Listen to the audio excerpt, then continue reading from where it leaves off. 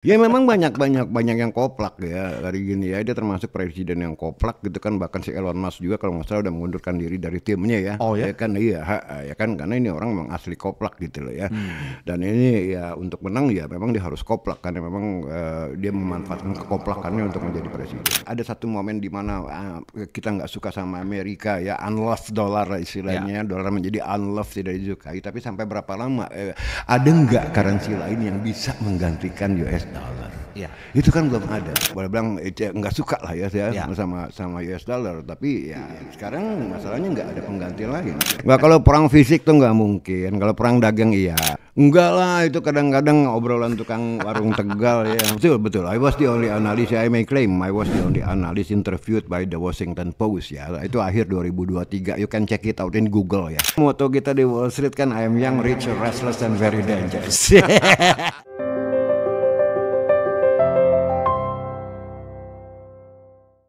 Halo Sobat Sip. Kali ini kita kembali kedatangan narasumber favorit Anda, Prof. Ferry Latuhin. Langsung saja saya mau bertanya.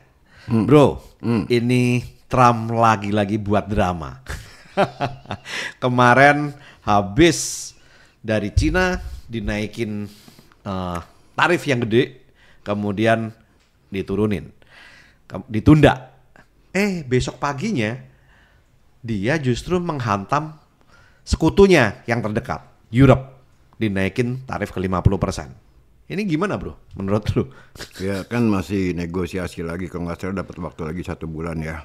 Ya, Diperpanjang lagi negosiasi dengan ini masa jeda, inilah masa negosiasi ya antara Trump dengan negara-negara lain gitu lah. ya, Jadi orang ini memang unpredictable, susah kita tebak mau kemana arahnya. Tapi yang udah jelas satu, fight dia adalah untuk mengurangi trade deficit daripada Amerika terhadap negara-negara lain. Yang notabene sebetulnya juga nggak benar, sebab kalau trade deficit dalam in goods itu di offset dengan trade surplus dari services yang Amerika jual ke negara-negara lain, sebetulnya defisitnya itu kecil sekali.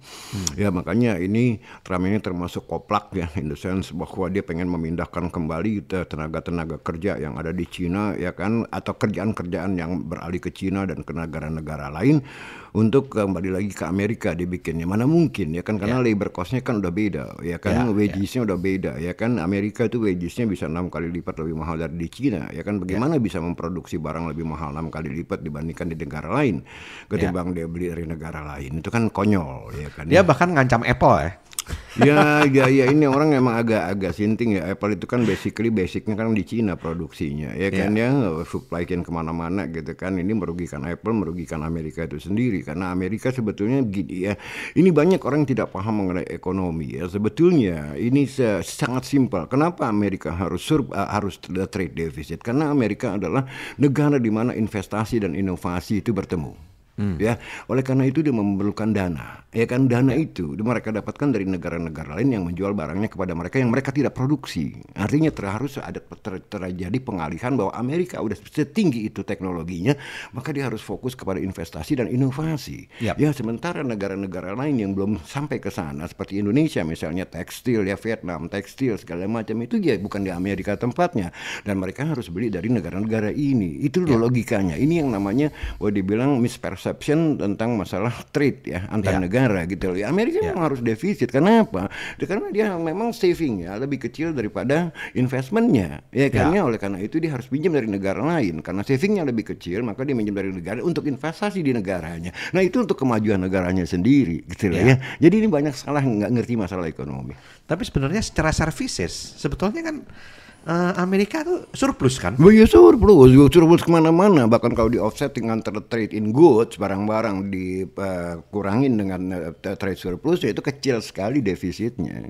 Ngapain terusan dia pusing kalau sebetulnya surplus? Ya memang banyak yang koplak ya hari gini ya. Dia termasuk presiden yang koplak gitu kan. Bahkan si Elon Musk juga kalau nggak salah udah mengundurkan diri dari timnya ya. Oh ya? Ya kan, iya ya kan, karena ini orang memang asli koplak gitu loh ya. Dan ini ya untuk menang ya memang dia harus koplak, karena memang dia memanfaatkan kekoplakannya untuk menjadi presiden. Iya. Tapi kemudian kemarin sempat Pengadilan Perdagangan Amerika Serikat memerintahkan pembatalan tarif. Namun kemudian keputusan itu dibatalkan oleh pengadilan banding. Kira-kira mungkin nggak itu? Ya ini artinya apa? Di sini sebetulnya Amerika is suffering from dysfunctional politik. Iya kan ya. Nah ini yang akhirnya akan menggerogoti US dollar gitu ya sebagai international reserve currency. Kenapa?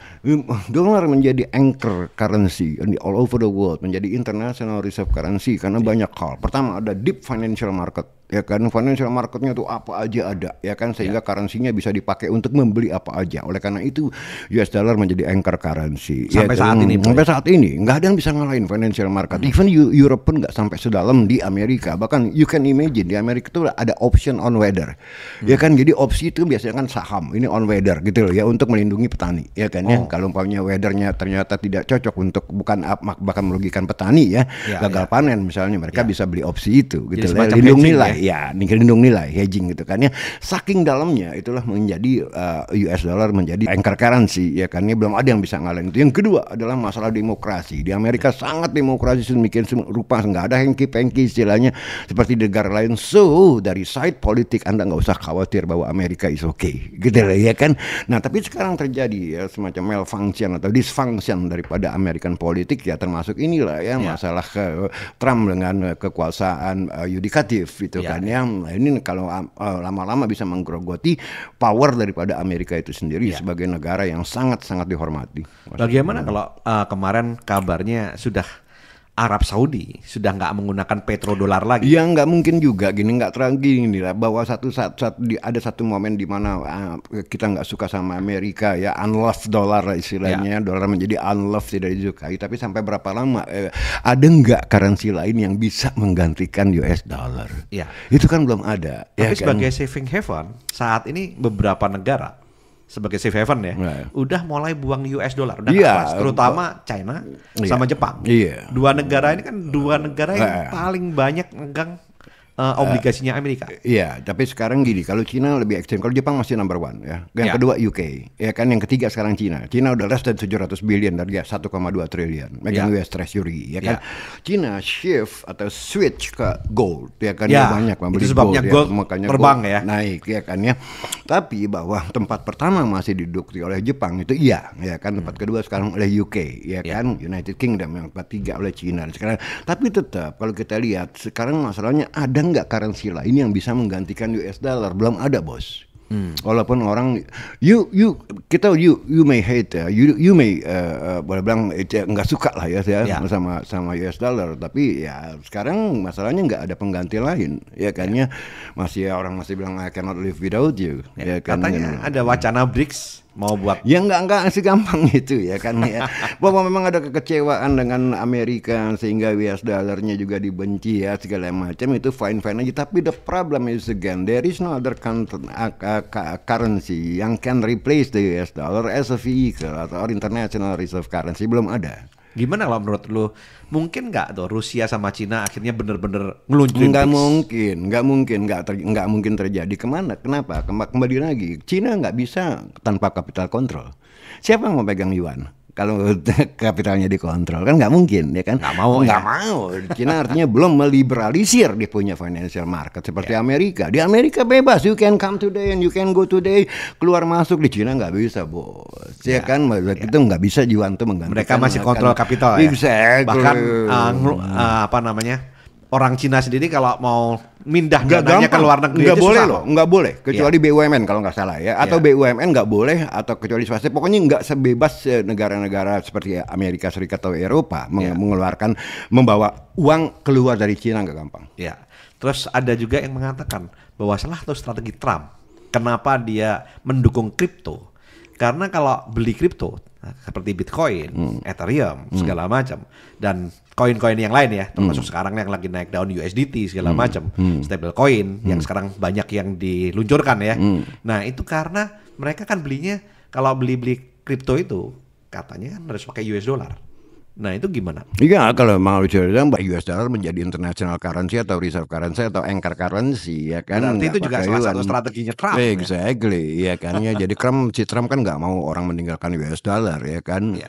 Nah itu yang jadi poin. Tapi gini, secara global sejarahnya panjang untuk menggantikan satu currency dengan currency lain. Contohnya lah pound sterling. Dulu kan sebelum US dollar, sebelum perang dunia kedua kan masih pound sterling kan. Yang jadi mata uang dunia Mata uang kan? dunia karena UK pada waktu the biggest economy in the world dengan jajahannya di ratusan negara menggunakan juga pound sterling ya kan. Ya. Nah setelah perang dunia kedua kita lihat UK bangkrut akibat perang ya kan, yang menjadi superpower mendirikan UK adalah Amerika, the biggest economy, the largest economy, the strongest economy ya kan ya. Dibuatlah sistem Bretton Woods pada waktu itu ya, yang kolaps pada tahun 72 atau 73 pada waktu itu ya. Artinya apa di sini? Switch juga pada waktu itu ya dari pound sterling ke US dollar tidak smooth. Sebab apa? Perang dunia kedua selesai tahun 45 sampai tahun 62 orang masih pakai pound sterling loh, nggak langsung US dollar ya kan. Artinya apa? Untuk stepping to other currency itu takes time. Iya. Dan itu mungkin gara-gara perang dunia baru US dollar bisa menggantikan pound Ya sterling. itu pun nggak akibat daripada UK bangkrut. Ya. Ya kan ekonominya akibat perang. Ya kan? Nah kemungkinan nggak ini kalau sampai semakin meruncing bisa terjadi perang? Enggak lah, itu kadang-kadang obrolan tukang warung Tegal ya, perang gitu ya, nggak gampang lagi lah. Ya enggak lah kalau menurut saya Karena itu banyak yang takut nih, netizen ini. Enggak, kalau perang fisik tuh nggak mungkin. Kalau perang dagang iya ya kan ya. Kalau perang fisik semua orang juga pada takut ya. Udah sejarahnya lah. Cold War itu lebih sadis loh ya kan, tensinya ya kan. Setiap orang tuh boleh bilang pada waktu itu was-was banget terjadi perang dunia ketiga kan, karena panjang begitu runcingnya ya pertentangan ideologi antara Soviet Blok dengan kapitalisme blok ya Amerika ya. Dan pada waktu itu Rusia juga sangat kuat ya kan. Amerika kebulan, dia juga kebulan gitu kan ya. Boleh dibilang teknologi juga nggak kalah. Toh akhirnya ujung-ujungnya nggak terjadi perang gitu lah ya. Kalau perang fisik sih nggak mungkin, percaya dia. Tapi kalau perang dagang ya. Pasti kalau perang dagang dengan ulahnya Trump. Nah ini menurut lu, karena lu pernah kerja di Lehman Brothers ya, selama beberapa bulan ya. Nah sehingga lu pasti tahu kondisi capital market di Amerika juga. Wah itu sangat luar biasa ya. Di Amerika itu boleh dibilang yang namanya capital market itu dikuasai orang-orang yang sangat brilian ya kan. Jadi bukan istilahnya nggak bisa kita babakan. Pada waktu zaman saya di sana itu boleh bilang anak-anak yang baru fresh graduate umur 21, 22, 23 dari hard science, matematika, fisika larinya ke Wall Street bos. Mereka membuat model-model matematika untuk structured finance ya kan, untuk option embedded finance ya kan, untuk deal-deal yang aneh gitu kan ya. Sampai ke seperti CDS, credit default swap ya kan, CDO ya kan, and so on. Nah itu memang diperlukan tenaga-tenaga yang boleh bilang berlatar belakang hard science ya kan, karena matematikanya kusut sekali gitu ya. Tapi poinnya adalah bahwa yang direkrut masuk ke dunia pasar modal yang boleh bilang menggerakkan seluruh dunia, memang Anda harus sangat pandai. Ya. Nah, lu belajar banyak waktu di Wall Street sampai akhirnya saat lu balik ke Indonesia lagi. Lu kalau nggak salah sempat jadi salah satu analis terbaik di Indonesia. Di waktu di Danareksa ya. Danareksa waktu itu. Sempat gue ingat-ingat lu rasanya pernah masuk di Washington Post ya saat itu. Betul. I was the only analyst. I may claim I was the only analyst interviewed by the Washington Post ya. Itu akhir 2023. You can check it out in Google ya. You Google aja Ferry Latuihin Washington Post, pasti keluar my interview dengan Washington Post pada waktu itu. Because I was so popular at that time sebagai analis sampai akhirnya terdengar oleh Washington Post and they came to me. Oke. Nah saat itu apa yang dibahas sampai Washington Post? Ya karena gini, hampir setiap minggu itu tulisan aku tuh muncul di Kompas ya, dalam satu halaman ya kan, di Kontan satu halaman, Business Indonesia, Investor Daily ya kan ya, you can check it out also gitu kan. Dulu aku rajin sekali nulis mengenai masalah ekonomi ya. Masalah currency, seringkali kalau umpamanya Bank Indonesia mengeluarkan kebijakan ayo tag gitu kan, aku serang gitu kan ya, segala macam ya. Nah itu membuat tanpa terasa menciptakan popularity for me gitu loh. Tanpa disengaja ya, walaupun I wrote at that time bukan untuk popularitas, tapi karena memang ya I like writing gitu loh. Terus kemudian seingat gua lu kemudian sempat di hijack ya.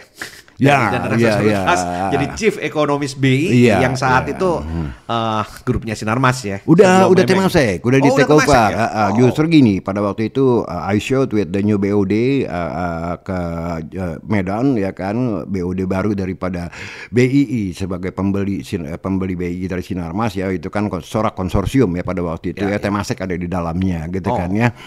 Pada waktu lagi presentasi mengenai economic outlook, presidennya pada waktu itu yaitu Henry Ho ya kan, orang Temasek ya kan, dia bilang wah it was so colorful, dia bilang I like it, ya kan biasalah basa-basi gitu kan ya. Aku juga nyambung, you didn't answer any question, oh it's okay ya kan, dia minta kartu nama, lantas besokannya sekretarisnya telepon ya kan, sekretaris telepon, bos ya kenapa, gue bingung nih, dia bilang kenapa, lu kok lu telepon gue bingung ya, gue lebih bingung lagi gitu kan. Iya Pak si Henry itu ya, dia bilang Henry Ho tuh tertarik apa sama lu ya, anting lu atau kalung lu waktu itu kan was so funky ya. Seperti saat ini Mas ya. Seperti saat ini kan. Rocker. Kenapa bang ini mau diajak gabung mau BI? Oke fine, kan kita ngobrol aja lah, dikirimlah BOD-nya ya kan, human resource-nya BI pada waktu Pak Sukatmo ya kan, ya kita ngobrol-ngobrol dan switch BI pada waktu itu sebagai chief economist. Gitu. Iya sih. Wah itu langsung lu jam ya? Iya langsung jam, luar biasa. Secara income segala macam. Semuanya. Ya termasuk kalau nggak salah lu sampai punya 11 mobil sport ya. Di saat banyak orang itu jadi seperti orang-orang Amerika ya. Orang capital marketnya pada pakai mobil sport semua. Iya kan kalau kita moto kita di Wall Street kan I am young, rich, restless and very dangerous. Lu terinspirasi sama mereka semua. Padahal waktu itu belum banyak orang yang pakai mobil sport. Belum. I was collecting. Omong-omong mobil apa aja? Karena netizen kadang-kadang gitu ya kan, apa namanya pengen tahu gitu. Ya banyak lah ya, udah jelas Mercy Sport, Porsche ya, Porsche. terus Jaguar Sport juga, XK ya kan, Daimler, Jaguar ya XJ ya, tapi serinya ada 5 kalau nggak salah. Totally 11 mobil sport. Ada 11 mobil. Keren. Nah, jadi sebetulnya making money di capital market itu sangat memungkinkan. Sangat mungkin. I made a lot of money di capital market. I know pada waktu itu I knew what stocks to buy and what stock to avoid gitu kan ya. Dan ini tentu harus belajar ya. Dan kemudian kamu lu sempat juga akhirnya move dari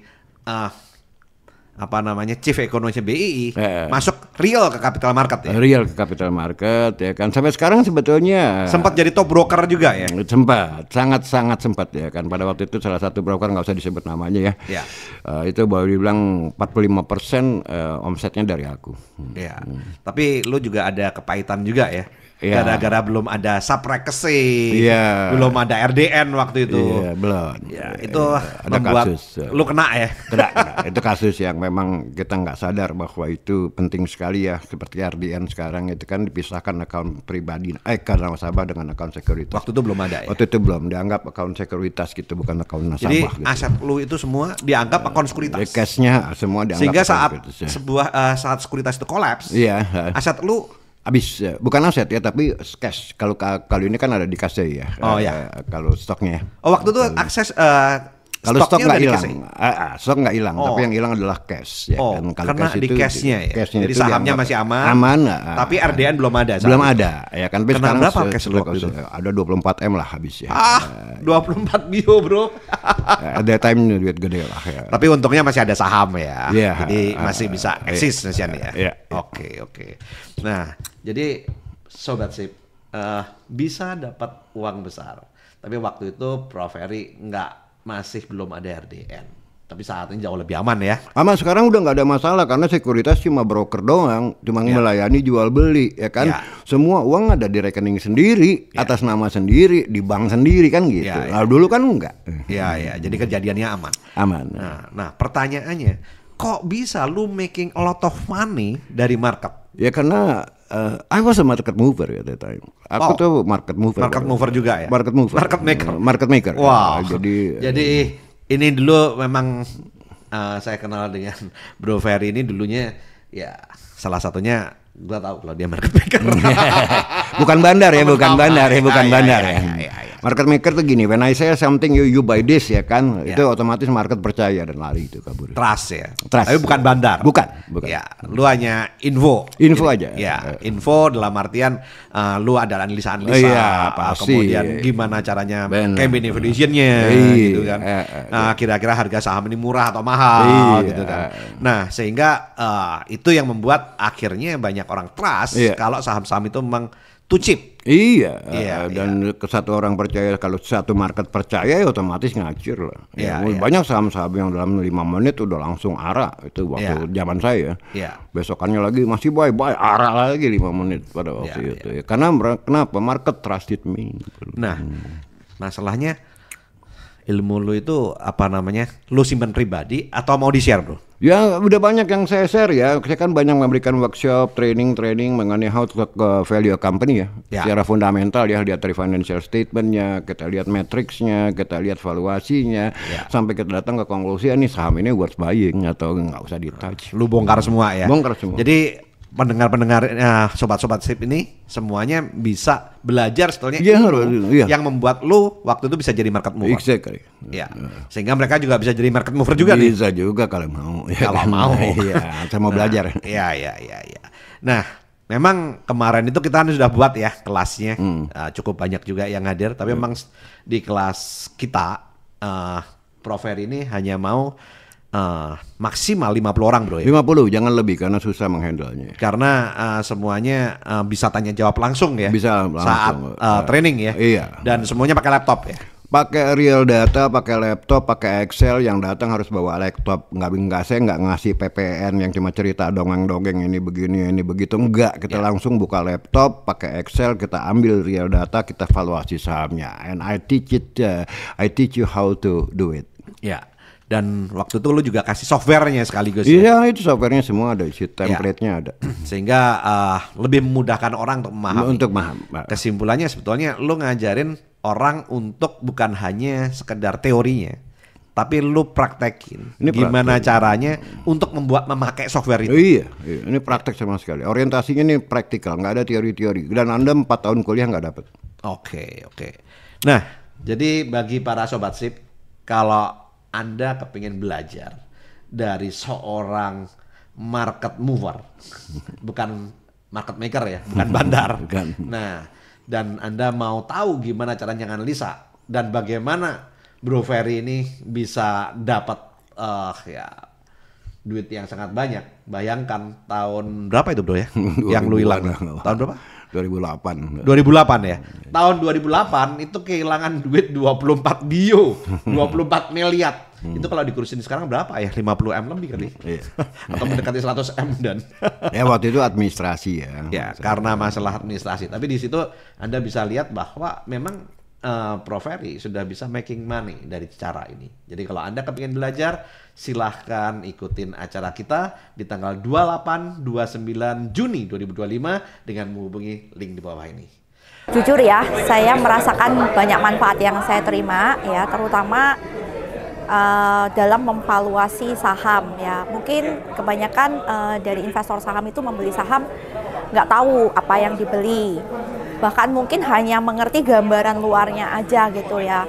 Nah, namun dengan ikut pelatihan workshop dari Profesor Ferry ini, nggak sangka-sangka ternyata diajarin bagaimana kita tuh memvaluasi sebuah saham secara metodenya benar gitu ya, sampai ketemu harga wajarnya.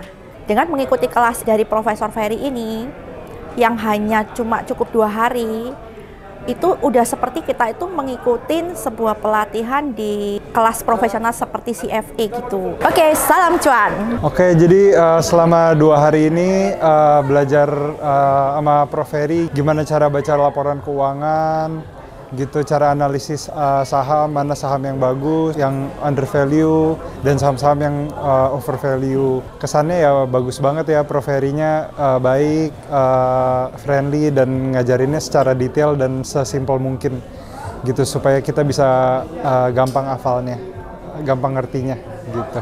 Salam cuan, hebat luar biasa. Oke, thank you Prof Ferry. Thank you Bro Tony. Kita akan bertemu dengan rekan-rekan Sobat SIP di acara tanggal 28-29 Juni 2025. Oke, sampai jumpa di Puncak Kemakmuran.